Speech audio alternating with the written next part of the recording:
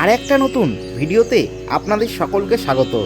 গঙ্গাসাগর বাংলার প্রাচীনতম ও বৃহত্তম এক মহাতীর্থ, যার উল্লেখ ভারতীয় মহাকাব্য রামায়ণ এবং মহাভারতে পাওয়া যায়, যা প্রায় 400 খ্রিস্টপূর্বাব্দেরও বেশি প্রাচীন।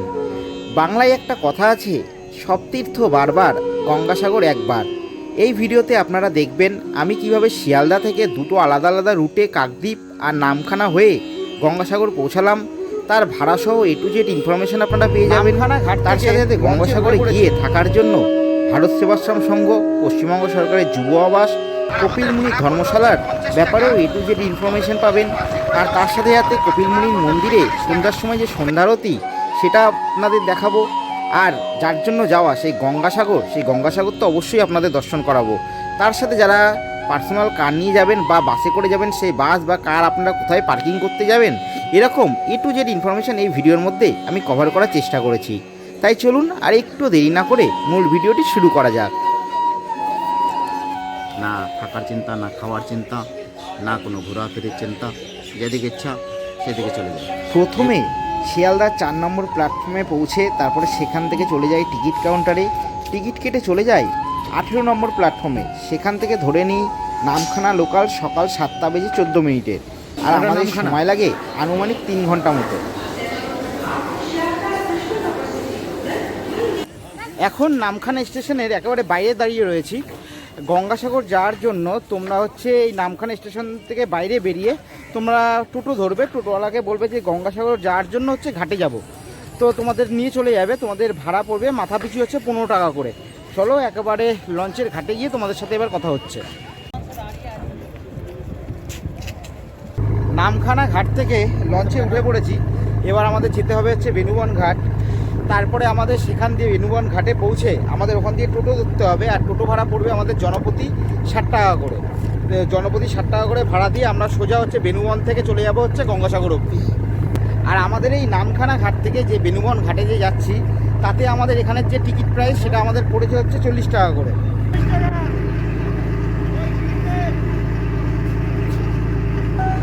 এরপর আপনারা কিভাবে কাকদ্বীপ থেকে গঙ্গাসাগর গিয়ে পৌঁছাবেন সেটা একটু ডিটেলসে শেয়ার করা যাক।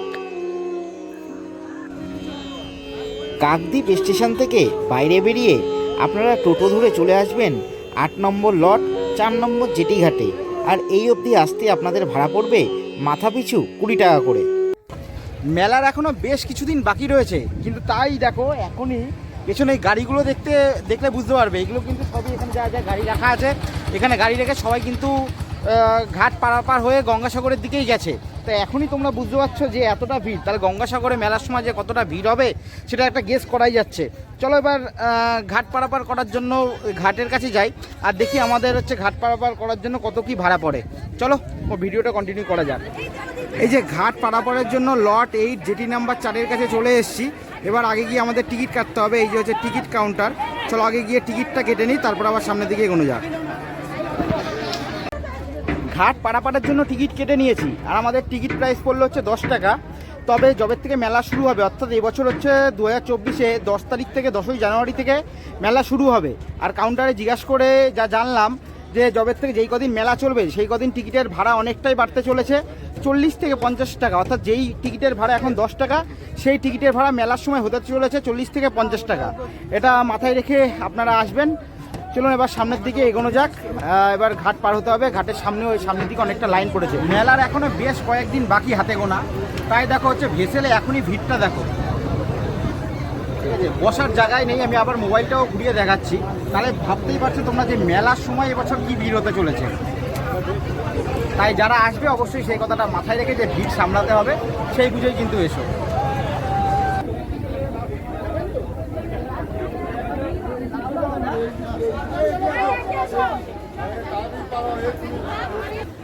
এখন সময় 11:45। তাহলে সেই হিসাব করলে আমাদের টাইম ডিউরেশন, যেটা ভেসেলের টাইম লাগলো 37 মিনিট। 11:08-এ আমাদের ভেসেল ছেড়েছিল আর 11:45-এ আমরা এখানে এসে পৌঁছে গেলাম। চলো বাইরের দিকে যাওয়া যাক। বাইরের দিকে গিয়ে তোমাদের সাথে কথা হচ্ছে। দেখো এখানে এখন যেই জেটিটা, এই জেটিটার নাম আমরা যেখানে এসে পৌঁছালাম কচুবেড়িয়া জেটি। দেখো লেখা আছে, আর এইটা হলো বাইরেটা।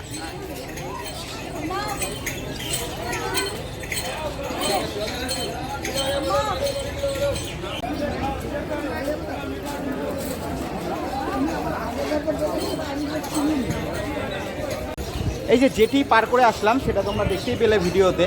আর একটা জিনিস তোমাদের আমি দেখিয়ে দিচ্ছি, কারণ এটা আমাদের প্রত্যেকের জীবনে খুবই এসেন্সিয়াল। এই যে তোমাদের যদি কারোর টয়লেটের দরকার পড়ে, এই যে যেটি পার করে এসেই এখানে এসে বড় দেখো এই যে পেছনে বড় টয়লেট রয়েছে, তোমাদের যদি এটা যদি প্রয়োজন হয় তো তোমরা ইউজ করতে পারো, কারণ এটা হচ্ছে আমাদের এই জিনিসটা আমাদের খুবই দরকার, তার জন্য ভিডিওর মধ্যেই দেখিয়ে দিলাম। চলো এবার সামনের দিকে এগোনো যাক। তোমরা ঘাট থেকে বাইরের দিকে বেরিয়ে আসলেই এরকম অসংখ্য পরপর গাড়ি দেখতে পাবে, টোটো রয়েছে। তোমরা যদি টোটো করে যাও, আমি এখানে একজন টোটো চালক দাদার কাছে জিজ্ঞাসা করলাম, সেই হিসাবে তোমাদের 5 জনে 500 টাকা পড়বে। 5 জনের ভাড়া হচ্ছে 500 টাকা, সেই হিসেবে পার হেড 100 টাকা করে পড়বে। তবে 100 টাকা করে তখনই পড়বে যখন তোমরা সংখ্যায় 5 জন হবে। আর আমি যেহেতু একা রয়েছি তার জন্য আমি হচ্ছে বাসে করে যাব, সামনে এগিয়ে গিয়েই বাস পেয়ে যাব, বাসে ভাড়া অনেকটা কম পড়বে। চলো সামনের দিকে এগোনো যাক। তার কচুবেড়িয়া থেকে অটোতে উঠে পড়েছি। এখানে কচুবেড়িয়া থেকে গঙ্গাসাগর অবধি ডিস্টেন্স হচ্ছে অ্যাপ্রক্সিমেটলি 30 কিলোমিটার মতো, আর আমাদের ভাড়া পড়লো হচ্ছে 50 টাকা।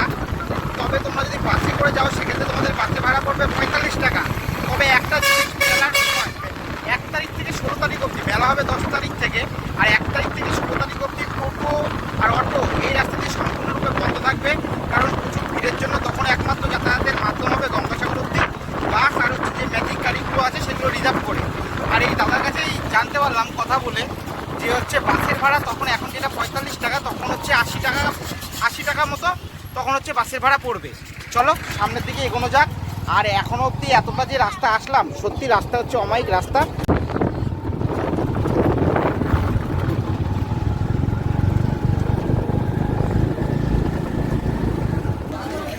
অবশেষে অটো করে চলে এসেছি। আমাদের অটো হচ্ছে আমাদের এইরকম একটা জায়গায় নামালো, এই যে তোমাদের দেখাচ্ছি, এই জায়গাটায় অটো এসে আমাদের নামিয়ে দিল। আর এই যে এখানে সব পার্কিংগুলো রয়েছে, এখানে মানুষজন দেখেই বোঝা যাচ্ছে যে এখনই কত মানুষ এসে হাজির হয়েছে। এরপর আমি তোমাদের বেশ কিছু থাকার যে জায়গাগুলো রয়েছে ভারত সেবাশ্রম সংঘ থেকে শুরু করে সেগুলো কিছু দেখাবো, আর তার সাথে তোমাদের একেবারে গঙ্গাসাগরে নিয়ে যাব। চলো তোমরা ভিডিওটা কন্টিনিউ করো। এই যে এখানে যে নামলাম, এই রাস্তা ধরে যদি তোমরা সোজা চলে আসো, এই যে একটা রাস্তা হচ্ছে লেফটে চলে যাচ্ছে আর একটা রাইটে চলে যাচ্ছে। এই রাইটে যে রাস্তাটা চলে যাচ্ছে এই রাস্তার যদি তোমরা সোজা ধরে একটুখানি এগিয়ে যাও তাহলে এই কপিল মুনির আশ্রম পড়ে যাবে। আর পশ্চিমবঙ্গ সরকারের যে যুব আবাস থাকার জন্য সেটাও এই সোজা রাস্তায় পড়বে। আর এই দিকে লেফটে যে রাস্তাটা চলে গেছে এই দিকে কিছুটা হেঁটে গেলেই তোমরা পেয়ে যাবে ভারত সেবাশ্রম সংঘ। তাহলে এই দিকে হচ্ছে কপিল মুনির আশ্রম আর হচ্ছে পশ্চিমবঙ্গ সরকারের যুব আবাস থাকার জন্য। আর এই দিকে যেটা চলে যাচ্ছে রাস্তাটা এইদিকে পড়ছে হচ্ছে তোমার ভারত সেবাশ্রম সংঘ। চলো ভিডিওটা কন্টিনিউ করো। আর আমি হচ্ছে এর পাশেই হচ্ছে একটা দোকান রয়েছে, এই যে জয় মা কালী হিন্দু হোটেল বলে, এখান দিয়ে আমি পেটাই পরোটা খেয়ে নিলাম। এখানে ভাতও পাওয়া যায়, আর এই হোটেলটা হচ্ছে সম্পূর্ণ নিরামিষ।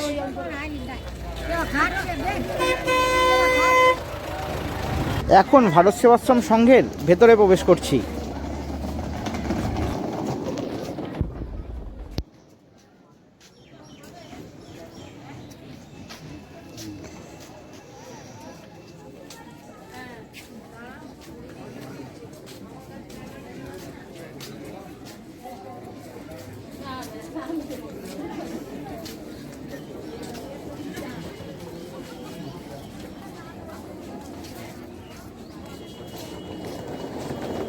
এখন ভারত সেবাশ্রম সংঘের একেবারে ভেতরে রয়েছি। এখানে প্রচুর রুম রয়েছে, এদিক থেকে শুরু করে এই দিকেও প্রচুর রুম রয়েছে। তাছাড়া এদিকে যে রাস্তাটা সোজা চলে গেল, এই যে এদিকে যে রাস্তাটা চলে গেছে এইদিকেও হচ্ছে প্রচুর রুম রয়েছে। তা আমি এখন হচ্ছে তোমাদের একটা রুম, যে কোনো একটা রুম গিয়ে দেখাবো, আর সেই রুমে যারা রয়েছে তাদের কাছে এখানে যে থাকার এক্সপিরিয়েন্স সেটাও তোমাদের সাথে শেয়ার করব। চলো যে কোনো একটা রুম তোমাদের গিয়ে দেখানো যাক। এখন ভারত সেবাশ্রম সংঘের একটা বিল্ডিংয়ের দোতলায় চলে এসেছি, আর এখানে এক দাদাকে পেয়ে গেছি যারা এখানে একটা রুমে অলরেডি রয়েছে। তাই এই দাদার কাছ দিয়ে একটু জেনে নেবো যে তাদের কত কি ভাড়া পড়লো আর তাদের এখানে থাকার এক্সপিরিয়েন্সটা কেমন। দাদা নমস্কার। দাদা বলছি আপনি এখানে কবে থেকে আছেন? আমি আজকে একদিন হলো। একদিন হলো, মানে কালকের থেকে আছেন। আপনাদের এখানে ভাড়া কত বললো? 800 টাকা মানে একটা রুমে? একটা রুম। এই রুমে কতজন আছেন? 6জন আছে। 6জন আছেন, তাই তো? আপনারা কদিন থাকবেন? না আজকে চলে যাবো। আজকেই চলে যাবেন? মানে এখানে মানে চেক আউটের টাইম কটায়? চেক আউটের টাইম বলতে ওই পুজো দিয়ে বেরিয়ে যাওয়ার টাইম আছে আর কি, মানে 10টা 11টা 11:30 এরকম। আর কালকে কখন এসেছিলেন? কালকে তো এসেছিলাম 12টার মধ্যে, কিন্তু ফর্ম করতে টাইম হয়ে গেছে না, প্রায় 3টে 3:30 বেজে গেছে রুমে ঢুকতে।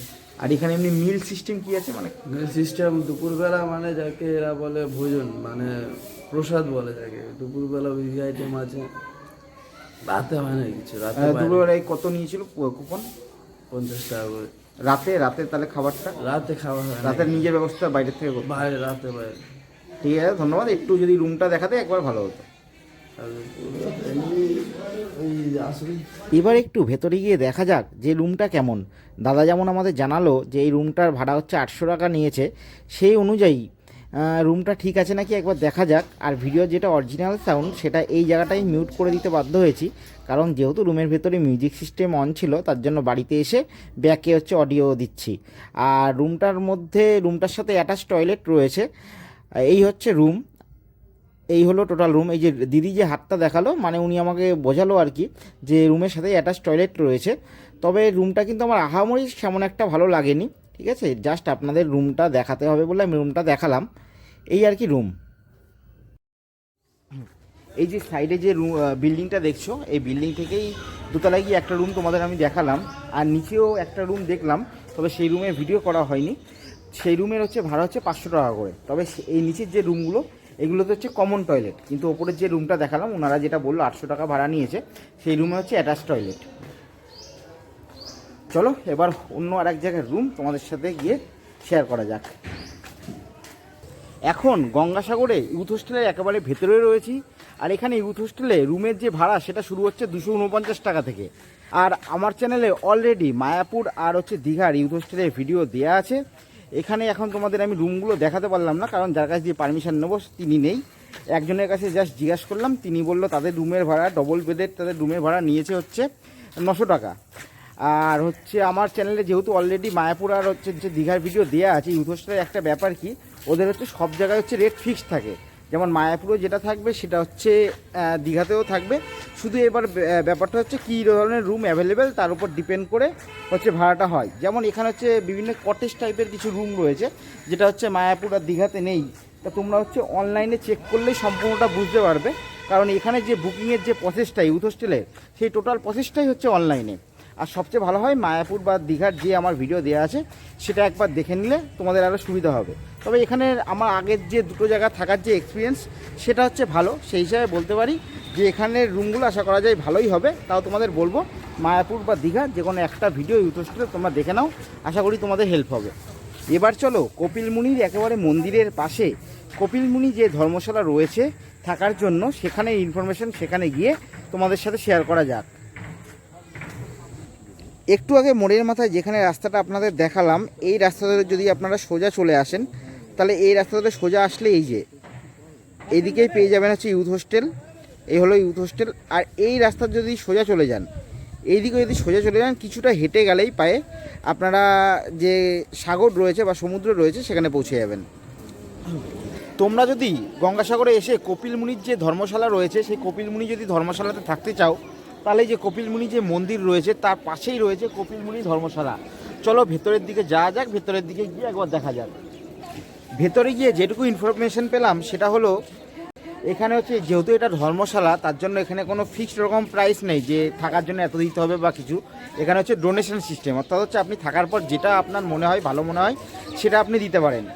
তবে হচ্ছে আমার যা মনে হয়, কারণ আমি যা ভিড় দেখেছি, কালকেও যেহেতু ছিলাম, সেই ভিড় থেকে আমার মনে হয় অ্যাটলিস্ট গঙ্গাসাগর মেলার সময় এখানে হচ্ছে রুম পাওয়া যাবে না, কিন্তু সময় আসলে, কারণ এই ভিড়ের মধ্যে আমার মনে হয় না এখানে রুম পাওয়াটা পসিবল হবে। আদার্স অন্য সময় আসলে এখানে আপনারা রুম পেয়ে যাবেন, তার জন্য আমি আপনাদের দেখিয়ে দিলাম। ঠিক আছে, একেবারে কপিলমুনির যে মন্দির রয়েছে তার একেবারে পাশেই।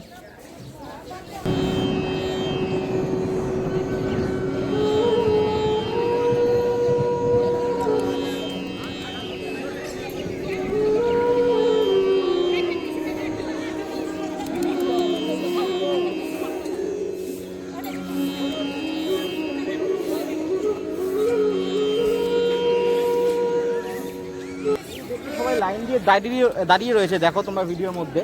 এখন হচ্ছে যেহেতু গেট বন্ধ রয়েছে, তার জন্য সবাই লাইন দিয়ে দাঁড়িয়ে রয়েছে। যেই গেট খুলে দেবে সবাই ভেতরের দিকে প্রবেশ করবে। আর সাগর যেই দিকে, এই কপিলমুনির যে মন্দির দেখালাম তার ঠিক উল্টো দিকে, এই যে এইদিকে সোজা চলে গেলেই তোমরা সাগর পেয়ে যাবে।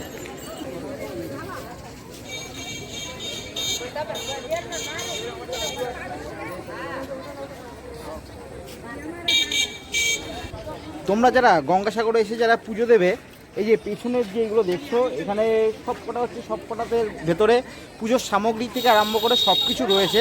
পুজোর ডালা সব কিছু এখানে পেয়ে যাবে। তোমরা যদি চাও এখান দিয়ে ডালা বা পুজোর সামগ্রী, এছাড়া যদি তোমরা কিছু কেনাকাটা করো সেটাও এখান দিয়ে করতে পারো, এখানে তোমরা পেয়ে যাবে। এই যে পরপর হচ্ছে দেখতে পাচ্ছ, এই যে এই একটা, তারপরে ওই যে ওইদিকে সাইডে, এইগুলোতে পরপর সব তোমরা পেয়ে যাবে।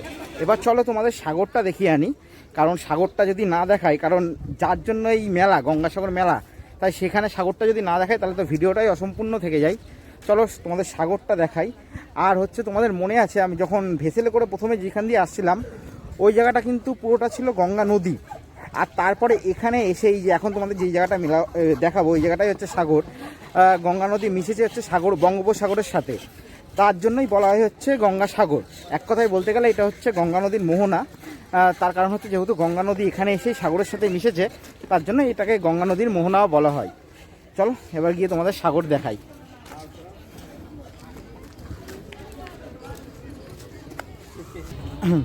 দেখতে দেখতে গঙ্গাসাগরের একেবারে সামনে চলে এসেছি। এই যে আমার পেছনে, আমি সামনে যাব, তার আগে এখান দিয়ে একবার দেখিয়ে দিই। ওই যে লোকজন তোমরা দেখেই বুঝতে পারছো। চলো সামনের দিকে এগোনো যাক। আর যেহেতু আলো কমে এসছে, তার জন্য আবার তারপর মোবাইল হয়তো তোমাদের লাইটে একটু অসুবিধা হতে পারে, তাই এইটুকু একটু অ্যাডজাস্ট করে নিও। কী আর বলবো, যদি তোমরা ভিডিও দেখো, যদি চ্যানেল বড় হয় তখন নাই ক্যামেরা কেনা যাবে, কিন্তু আপাতত এই ভাঙাচোরা মোবাইল দিয়েই চালাতে হবে। চলো তোমাদের গিয়ে সামনে থেকে গিয়ে দেখাই। এখন গঙ্গাসাগরের একেবারে সামনে দাঁড়িয়ে রয়েছি। এই যে আমার পেছনে তোমরা দেখতে পাচ্ছ, এই হচ্ছে সমুদ্র। প্রচুর লোক এখনো স্নান করছে, কিন্তু এখন বেলা অনেকটা হয়ে গেছে। বেলা বাজে 4:15, সেইখানেও দেখো এখনো কত লোক রয়েছে। আমি একবার মোবাইলটা এইদিকেও ঘুরিয়ে দেখাচ্ছি।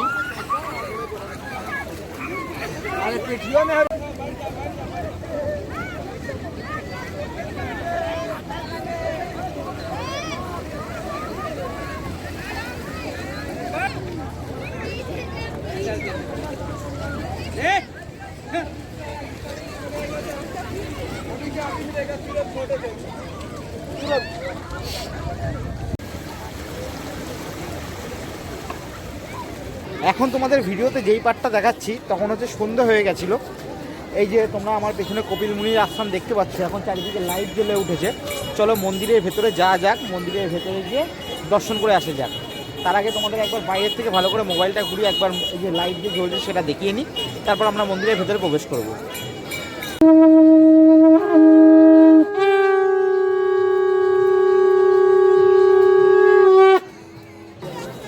এখন আমার পেছনে তোমরা কপিল মুনির যে মন্দির, সেই মন্দিরটা দেখতে পাচ্ছ। আর এখানে গঙ্গাসাগরে মেলা উপলক্ষে অনেক সাধু সন্ন্যাসী এসছে। তার মধ্যে একজনের সাথে আমি কথা বললাম, আবার এমনও অনেকে আছে যারা এখানেই থাকে, আবার অনেকে আছে যারা বাইরে থেকে এসছে গঙ্গাসাগর মেলা উপলক্ষে। তার মধ্যে একজনের সাথে কথা বললাম, এবং কথা বলে আমি অবাক হলাম। তার কারণ হচ্ছে তিনি হলেন বর্তমান উত্তরাখণ্ডের যে মুখ্যমন্ত্রী পুষ্কর সিং ধামি, তার হচ্ছে বন্ধু, এবং তিনি নিজে ব্যক্তিগত জীবনে একজন উচ্চশিক্ষিত মানুষ, তার সাথে সাথে একটা উচ্চ পদে চাকরিও করতেন। সেটা আমি তার সাথে জানতে পারলাম, এবং তার সাথে বেশ অনেকক্ষণ কথা বললাম। তার একটা টোটাল ভিডিও করেছি। এবার সেটা যদি আমি এই ভিডিওর মধ্যে দিয়ে দিই তাহলে এই ভিডিওটা অনেকটা বড় হয়ে যাবে, ঠিক আছে? আমি সেই ভিডিওটা ওনার সাথে যে কনভারসেশন করেছি তার টোটালটা একটা ভিডিও নিয়ে আমি পরের ভিডিওটা দিচ্ছি। সত্যি এটা একটা অবাক করার মতো ব্যাপার। তার জীবন সম্বন্ধে জানলে তোমরাও অবাক হবে, হয়তো ইন্সপায়ারও হতে পারো, ঠিক আছে? তোমরা এই ভিডিওটা কন্টিনিউ করো। ওনার সাথে যে কনভারসেশন হয়েছে সেই ভিডিও নিয়ে আমি নেক্সট যে ভিডিওটা আসছে তার মধ্যে দিয়ে আসছি। তার জন্য সেই ভিডিওর আপডেট পাওয়ার জন্য চ্যানেলটা সাবস্ক্রাইব, আর পরের ভিডিওর আপডেট পাওয়ার জন্য বেল আইকনটা প্রেস করে দিও।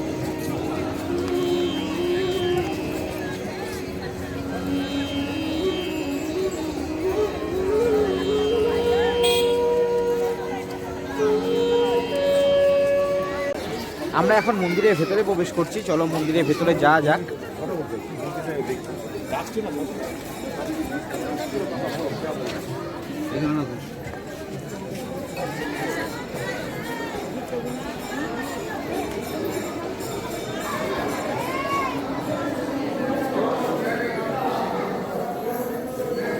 মন্দিরের ভেতরে ঢুকে পড়েছি। এখন কপিল মুনির মন্দিরের একেবারে ভেতরে রয়েছি।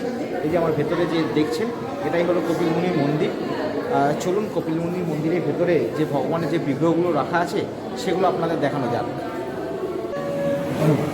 আমি এখন পরপর মন্দিরের ভেতরে যে ঠাকুরের বিগ্রহগুলো রয়েছে, ঠাকুরের বিগ্রহগুলো পরপর দেখাতে দেখাতে যাব। এই এখন তোমরা দেখছো নরসিংহ ভগবান। আর নরসিংহ ভগবানের পরেই রয়েছে রাধাকৃষ্ণ।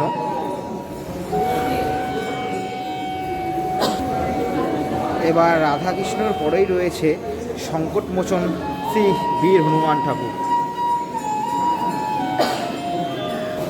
তারপরেই রয়েছে সীতারাম।